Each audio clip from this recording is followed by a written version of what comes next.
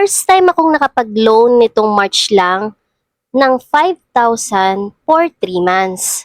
Meron akong uploaded video na full details kung paano ako nakapag-loan.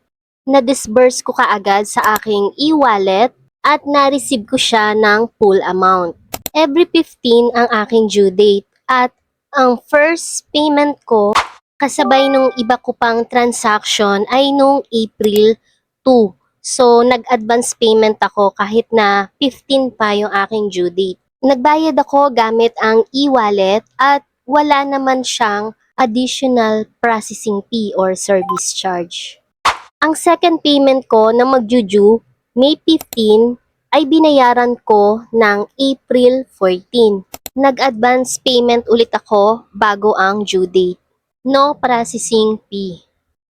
Nakadalawang payment na ako pero eto na yung aking third payment.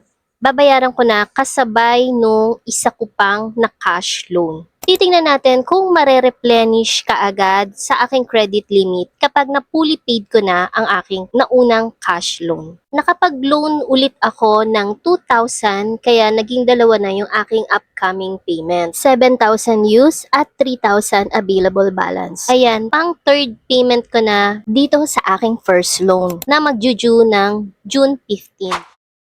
Click Pay. Ito yung aking successful payment details dated June 14, 2026. Ito yung aking transaction details June 14.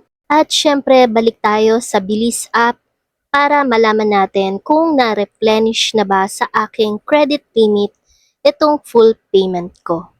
Open Bilis app, enter PIN. Depende sa evaluation ng system pagkatapos mong mag-fully paid.